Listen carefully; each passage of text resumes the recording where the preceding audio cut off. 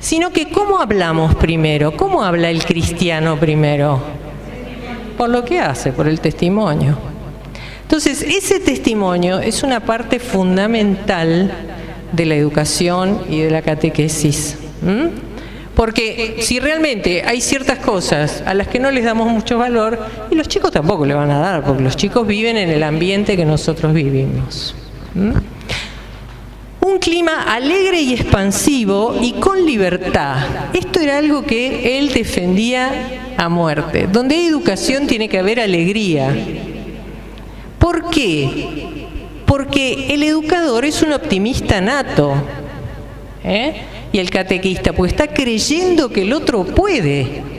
Está creyendo que el otro puede aprender, que la vida vale la pena vivirla.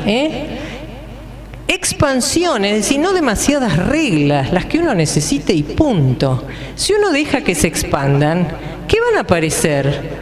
Iniciativas, ganas de hacer cosas. Entonces, no los encuadremos tanto que nunca puedan poner su granito de arena, porque entonces como que generamos apatía. Pedro Poveda decía muchas veces que ni se note, le decían los maestros, lo que ustedes hacen. Ustedes organícenlo todo, pero que parezca que todo fue inventado por los chicos. ¿Por qué? Porque es la manera de educar la libertad. Si ustedes no dan ninguna opción para elegir, no aprenden a elegir. Y cuando sean más grandecitos, no van a poder elegir porque nunca hicieron la prueba. Y en la adolescencia más todavía, ¿no? Y elegir es un riesgo. Pero bueno, si no corremos ese riesgo, tampoco podemos decirle después, ¿qué te pareció lo que hiciste? ¿Estuvo bueno? ¿Estuvo más o menos? ¿No? O sea, como que ese riesgo controlado, porque estamos nosotros, no los vamos a mandar a subir a la Concagua a los 5 años, pero en principio es muy importante para ir probando las propias fuerzas, decidiendo, eligiendo, y que después realmente lo que hagan, lo hagan por propia elección, ¿no?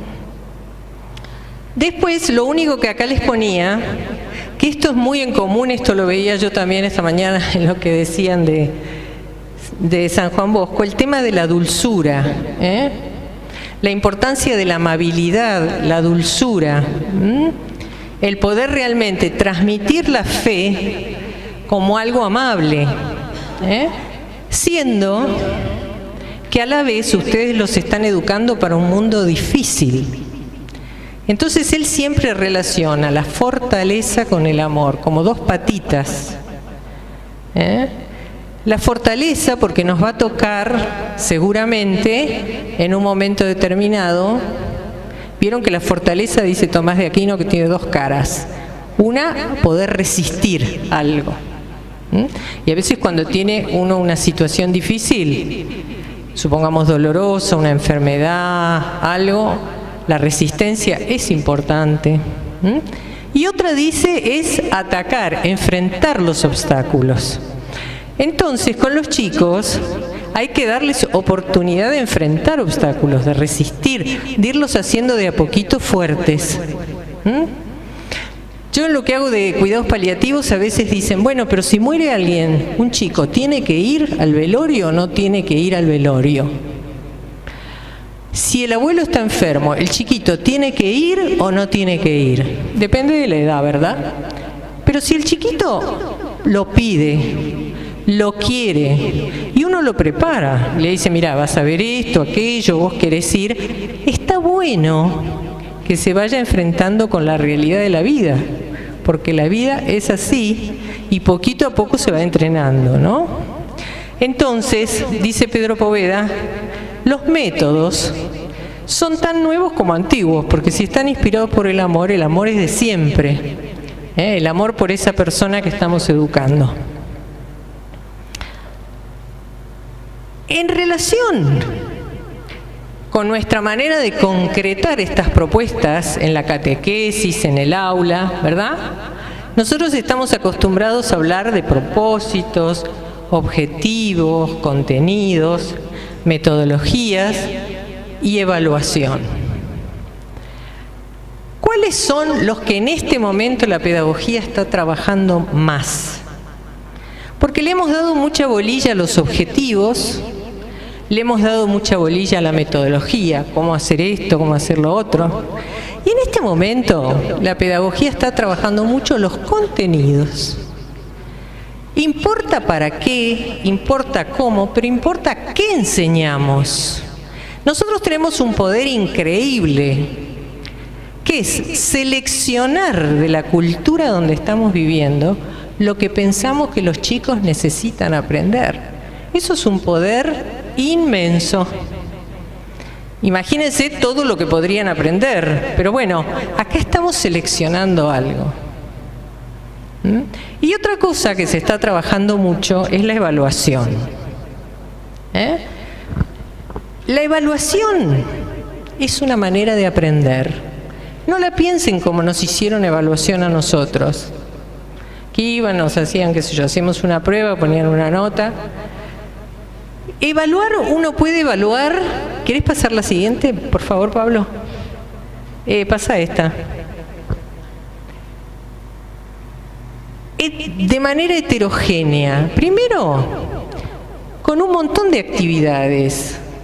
Hay muchas actividades que sirven para la evaluación. Yo no necesito, a veces, por ejemplo, es verdad, y es conveniente terminar siempre el encuentro catequístico con un ratito de oración, ¿no? Yo en la oración me puedo dar cuenta de los frutos que tuvo mi catequesis. Y es una manera de evaluar que es importante. ¿Por qué? Porque me da una devolución a mí. La evaluación es más importante para mí que para los chicos, ¿entiende? Porque la evaluación me va diciendo, no, yo esto lo enfoqué para cualquier lado, porque nadie se metió en nada de lo que yo quería hacer, ¿de acuerdo?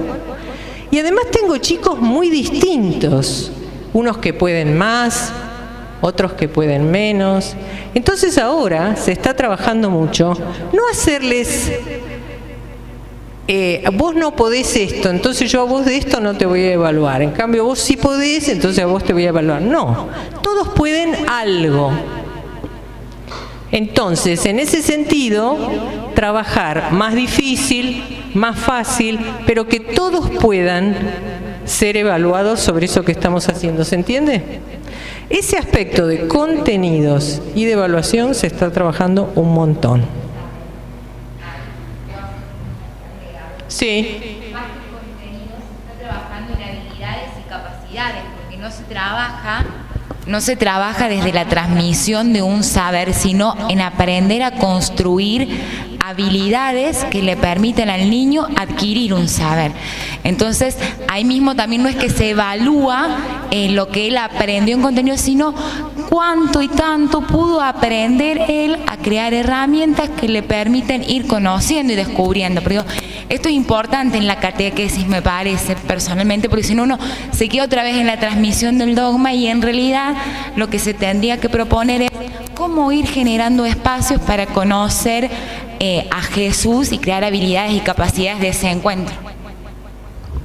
Eso por supuesto, porque lo abre a muchas cosas, pero yo quiero volver sobre los contenidos también, porque lo que estamos viendo muchas veces es que hay contenidos básicos que los chicos no tienen. Pasaron toda su escolarización en una escuela católica y vos tratás de hacerles diferenciar la resurrección de la reencarnación y tenés un problema importante, ¿no? Entonces, es los contenidos como orientación de cosas que son relevantes, que para nosotros no es que digamos, bueno, yo le voy a enseñar esto porque tengo ganas nomás, porque es el mensaje de Jesús. Ya la selección de contenidos la hizo Jesús, yo no la tengo que seleccionar demasiado. Pero es muy importante esto que decís vos, cómo accedo a ese contenido. Pero ojo, porque la selección de contenidos es fundamental. No puede ser que hayan pasado toda su catequesis, escolar o no escolar, y que no hayan tomado contacto con algunas cosas básicas del mensaje de Jesús, ¿no? No, lo de la escalera es que, fíjense, esto es que el mismo contenido esto que vos decías antes, lo puedo poner con mucha dificultad y apelando a habilidades muy complejas, o el mismo contenido yo lo puedo trabajar con habilidades más sencillas. Entonces, todos los chicos van a poder ser evaluados en su aprendizaje. Esto es para evitar aquella cuestión de los buenos, los malos, los que saben, los que no saben. Todos podemos algo. Y es muy importante que eso consolide la autoestima de la persona y pueda entonces buscar por sí mismo. Eso era la escalerita. Muy bien, hay algunas obras pedagógicas, escribió muchas obras pedagógicas Pedro Poveda, distintas, y yo les puse algunas ahí. Por ejemplo, hay una que se llama Simulacro Pedagógico, que se imagina una escuela. Entonces, en esta escuela los maestros son así, las escuelas son asá, como diciendo yo quiero que si yo pongo una escuela sea así, ¿está? Muy bien, y lo que recomienda es que en los seminarios de los sacerdotes se enseñe pedagogía, ¿no? Y entonces dice, ¿por qué motivo? Y alguien dice catequesis, sí, tal cual, pero va muy relacionada. ¿Por qué? Porque hay que hacer una lectura crítica de la pedagogía. No cualquier corriente pedagógica es válida para la formación que queremos. Y además, porque eso despierta vocaciones, que yo por ahí hay sacerdotes que les gusta más lo educativo, otros menos, pero a todos les va a tocar algo de lo educativo seguro. Esto sobre el tema educativo. Vamos a tomar un poquito esa otra, y con esto vamos terminando, esa otra, ese otro aspecto de Pedro Poveda, que estaba preocupado porque la cultura era una cultura cada vez más secularizada, una cultura donde Dios estaba cada vez más escondido.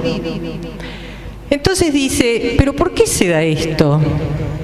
Si el cristianismo siempre simpatizó con la cultura, siempre aportó cosas a la cultura. Hay un libro de un filósofo marxista, Gustavo Bueno, un español, que está en internet, tiene algunas charlas, y dice que en la Edad Media la fe salvó a la razón. Es decir, que en medio de las guerras y de qué sé yo, y que toda la cultura grecorromana se perdía, bueno, los que tenían fe, en lugar de decir, no, esto de los griegos y los romanos como no eran cristianos no me importaba nada, no, salvaron a la razón, la tomaron en los monasterios, copiaron los textos.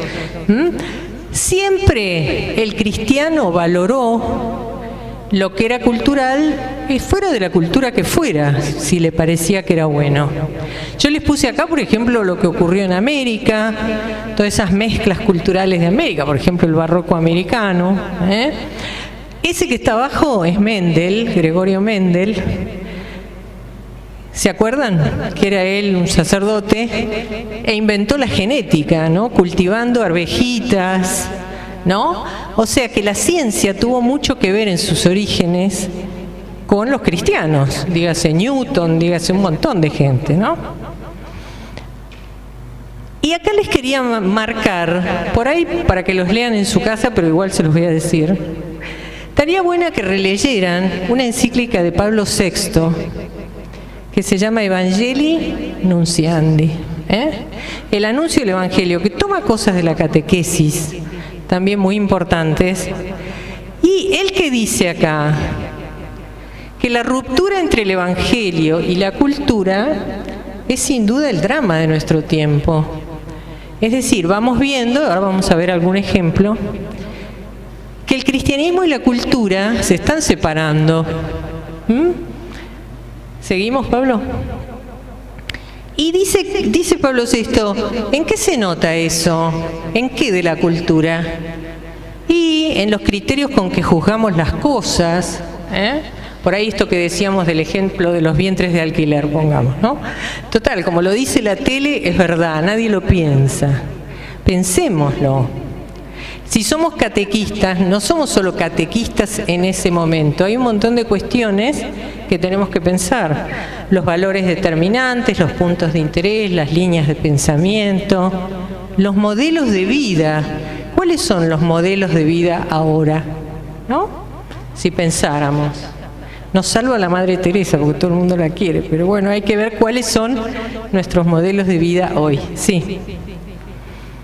Y acá les ponía esto, miren, un ejemplo de cómo se relaciona o se separa la cultura, ¿no?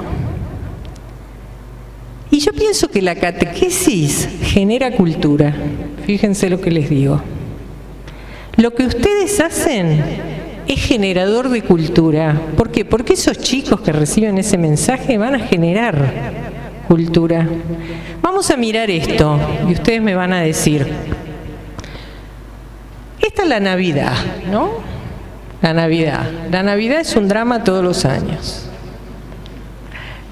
Acá a la izquierda tenemos una manera de pensar la Navidad. Y allá a la derecha tenemos otra manera de pensar la Navidad. ¿No? Yo hago esta pregunta para que ustedes me digan, ¿qué mensajes les transmite esta manera de celebrar la Navidad de la izquierda, que puede evocarnos sentimientos, alegrías, experiencias, broncas, lo que sea? ¿Y qué aquello? A ver, vamos por la izquierda. Acá hay bastante consumismo, el tema de los regalitos, ¿no? ¿Qué más? ¿Cómo?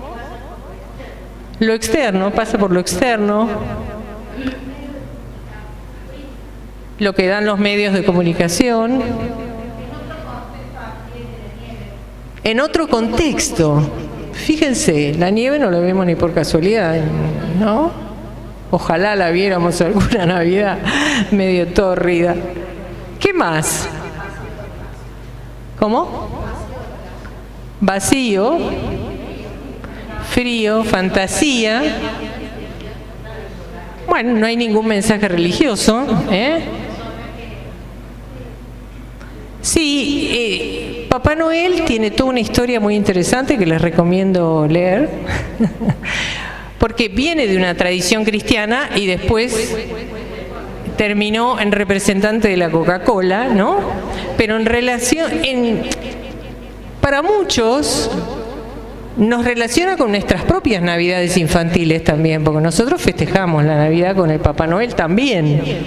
No solo, pero el Papá Noel estaba y traía los regalos. ¿Cómo?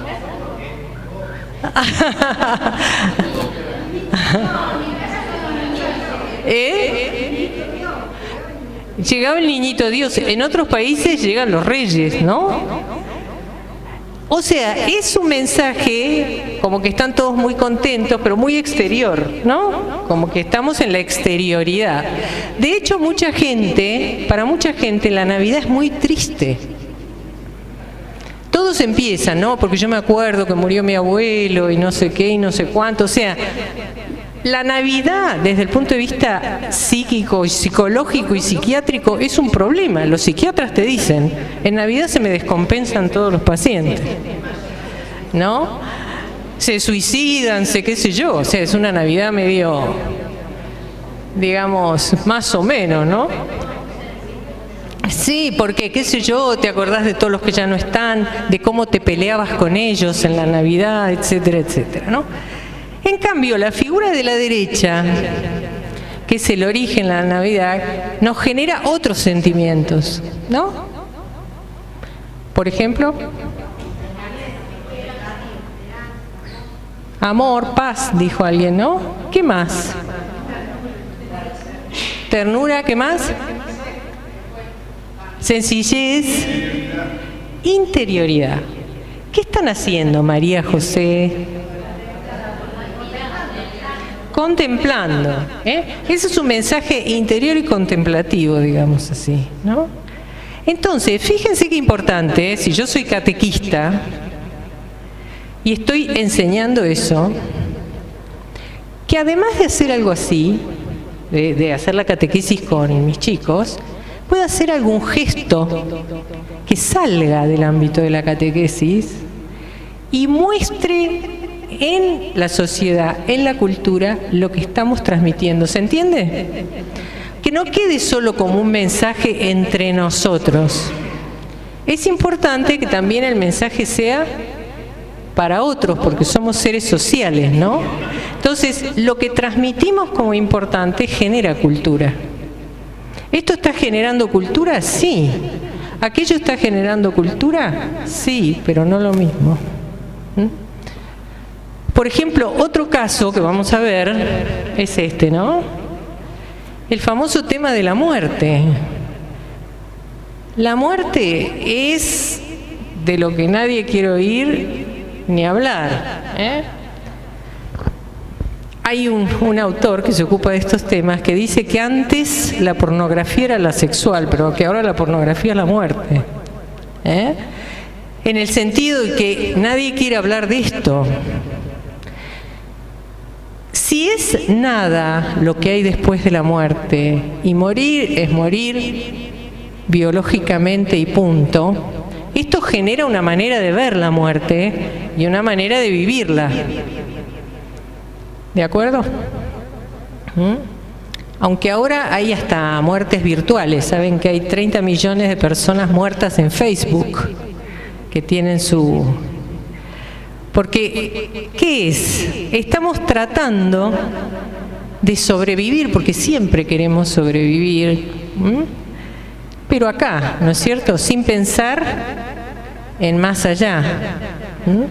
En cambio, la otra imagen, que es la de la resurrección, nos muestra la muerte como un paso que primero hizo Jesús, que tiene continuidad con esto que empezamos hoy, ¿no? ¿Se acuerdan eso que siempre se dice que la gracia y la vida eterna son lo mismo? Y que resucitaremos, ¿no? Que nuestro cuerpo, nosotros mismos resucitaremos. Eso genera otro mensaje sobre la muerte. Y genera el mensaje de que la muerte es real. Porque cuando empezamos nuestro duelo y fenómeno, hacemos nuestro duelo, pero hay gente que prolonga y prolonga el duelo como si eso hiciera que la persona viviera en realidad, ¿no? La muerte es una realidad dura, tanto si tenemos fe como si no la tenemos. Pero nuestra perspectiva y nuestra esperanza es distinta, ¿no? Entonces, nuestra manera de enseñar esto a los chicos, con los chicos de estas cosas hay que hablar alguna vez. Y lo mismo que si hablamos de la sexualidad, por ejemplo, el tema de la sexualidad, vieron que ahora este tema está complicado en relación con los compromisos. Nadie se quiere comprometer a nada estable, ¿no? Entonces, en un punto se hace difícil, no porque nadie quiera no comprometerse, hay muchas variables que están en juego en eso. ¿Y cómo les estamos mostrando a los chicos la posibilidad de un compromiso familiar o de una vocación, otras vocaciones dentro de la iglesia? Eso también es tema de nuestra catequesis. ¿Qué es lo que se moviliza dentro de los chicos frente a la posibilidad de hacer un proyecto de vida, ¿no? El tema de la sexualidad es también un tema muy importante porque hoy entre los jóvenes es un tema complejo que a veces moviliza cosas que no siempre son buenas. Hay mucha violencia en las relaciones interpersonales, ¿eh? Entonces, eso puede ser tema de nuestra catequesis, porque es muy importante una manera cristiana de ver los vínculos. Lo mismo, esta sociedad en la que estamos viviendo está muy imbuida por lo científico, ¿de acuerdo? Esta mañana se hablaba, por ejemplo, de la fecundación asistida, de distintas cosas. La ciencia ha entrado en nuestras vidas. Y esto es bueno, dice Pedro Poveda, hay que demostrar con los hechos que es falsa y sectaria la afirmación de quienes ponen en conflicto a la religión con la ciencia. La religión no tiene por qué estar en conflicto con la ciencia, sí con algunas maneras de hacer ciencia y algunas decisiones científicas. Pero la ciencia es un saber que puede traer muchísimos beneficios a la humanidad y está re bueno. Lo que pasa es que la ciencia en este momento también es objeto de un negocio. Muchas de las cosas que se hacen no es por puro interés científico, sino obviamente por muchos beneficios económicos, y eso a veces entorpece la cuestión, ¿no? Acá yo les ponía una cosa que dice Einstein, que a mí me gusta mucho, porque digo, él era judío, era un tipo agnóstico, y dice lo siguiente, fíjense qué lindo para recuperar todo lo que el cristianismo aportó a la cultura. Aquellos hombres a quienes la ciencia debe sus mejores logros fueron individuos impregnados de convicción auténticamente religiosa. Esto que yo les decía, por ejemplo, de Newton, ¿no? Que era un hombre sumamente religioso. Él tiene muchas reflexiones, Einstein, sobre esto, y dice, porque creían que había un orden del mundo, entonces lo buscaban. Lo buscaban y lo buscaban con mucha pasión. Y fíjense que en nuestro mundo hay muchas veces la idea de que si vos sos cristiano, o si vos sos científico, no podés ser cristiano. Y no es verdad. Al contrario, te tiene que interesar muchísimo más. Este señor que está acá es el señor que Francis Collins se llama, es el que dirigió el proyecto Genoma. El proyecto Genoma es con mucho, si no el proyecto científico más grande que hubo en el siglo XX y siglo XXI, que todavía siguen caminando con eso, no sé cuál es el mayor, de saber cuál es el genoma del hombre. Era para descubrir la cura del cáncer. Después se dieron cuenta que cuanto más sabían, más se complicaba, y hasta ahora la cura no ha llegado, ha mejorado. Pero dice él, que es cristiano, Collins, dice, el Dios de la Biblia es también el Dios del genoma. Se la puede adorar en un templo, se le puede adorar en un templo o en un laboratorio. Eso que yo les decía, que uno puede orar en todas partes. Su creación es majestuosa, impresionante, compleja y hermosa. Como que el saber debería ser para nosotros, si somos cristianos, más interesante incluso que para otros. No, esto lo salteamos. El pasado es un señor que se pregunta si toda la cultura que generó el cristianismo la podrá generar el ateísmo, ¿no? Se llama Steiner. Y fíjense, acá tenemos a los chicos, y otra última cosa que vamos a decir, que tiene que ver con la interioridad. Nosotros estamos diciendo, dice Pedro Poveda, bueno, el modelo que yo les pongo es una persona que fue una mística, o sea, que llevó la interioridad muy lejos. Entonces hay que pensar qué cultura puede generar la interioridad, ¿no? Los aparatitos tecnológicos que todos necesitamos y que todos podemos usar se están yendo como mucho de las manos. Hay muchas veces como una obsesión. Ven, acá les pongo un chiquito que está como muy prendido de todas esas cuestiones, o sea, no puede poner la mente en otra cosa. Y ese es un chico que es orante, por ejemplo. Fíjense qué interesante todo lo que tenemos que trabajar para poder llevar a los chicos a la interioridad. Es un trabajo bárbaro, les digo. Lo tenemos que pensar bien, porque no es fácil. Hoy se está hablando mucho de lo que se llama la pedagogía de la interioridad. Hay sí, otro más ahí creo. Incluso algunos la llaman pedagogía del umbral. ¿Por qué pedagogía del umbral? Porque si nosotros queremos llegar a la oración, tenemos que despejar antes muchas cosas.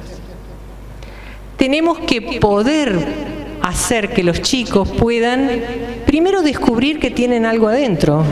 No sé si ustedes se fijaron, pero muchas veces viven como sin conciencia de que adentro de ellos hay algo muy valioso, O sea, lo que puede ser la propia autoconciencia, la propia reflexión, eso puede llevar a una apertura al misterio.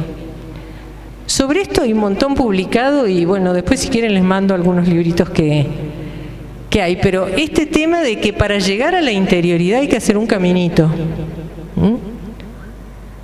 Eso dice Pedro Poveda. Nosotros debemos hacer la misma petición al Salvador. Enséñanos a orar. Y lo que estamos haciendo con los chicos es intentando que oren, pero para eso tenemos como que despejar muchas cosas en el camino, que puedan estar con ellos mismos. Cuesta mucho el silencio, cuesta mucho estar con uno. Ese es todo un caminito que tenemos que hacer. Si uno lo hace acompañado, es más fácil. Yo voy a estar con vos en este camino. Bueno, hagámoslo juntos. Hay un sacerdote que se llama Fernando Donaire Martín que acaba de publicar un libro en PPC que se llama La Escuela de Teresa. Y dice que buscar la interioridad es un deporte de riesgo. Y él va tomando símbolos que usa Santa Teresa. Santa Teresa no había ido mucho a la escuela, no tenía mucha idea de lo que era escribir y leer, pero bueno, escribía. Entonces, cuando quiere explicar algo, dice, mira, estas cosas del interior y de la oración son tan complicadas, dice, que yo voy a poner símbolos para que todos entendamos, ¿no? Y uno de los símbolos que pone es el del castillo interior. Es decir, que uno tiene adentro como si fuera un castillo que entra por una puerta, pero entonces ella dice, bueno, pero hay que tener ganas de entrar. Esa sería la pedagogía del umbral, ¿no? ¿Tengo ganas de entrar o no tengo ganas de entrar? Dice, y poco a poco, a medida que uno va entrando por distintas habitaciones y va descubriendo muchas cosas hasta que llega al centro, donde hay como un diamante luminoso. Ella dice que el castillo es de cristal, ¿no? Y sale una gran luz y uno ahí tiene encuentros maravillosos, pero dice, pero hay que hacer todo ese caminito de ir descubriendo los distintos lugares. Hay varios libros, muchos libros que usan la experiencia de Teresa, primero para que nosotros la hagamos, porque es muy importante que nosotros mismos oremos y cuidemos nuestra oración. Si nosotros cuidamos, confiemos en que podemos orar y oremos, y entonces vamos a poder hacer entrar a otros en ese mismo camino, ¿no? Acá les traje me gustaba mucho para terminar, esa frase del Papa Francisco, y que tiene mucho que ver con esto último, que es ser catequistas, no trabajar como catequistas. Es esto, ser nosotros, esa vocación, ese camino interior que vamos a proponer, ¿no? Uno trabaja como catequista porque le gusta la enseñanza, pero si no eres catequista no vale, no serás fecundo, no serás fecunda. Catequista es una vocación.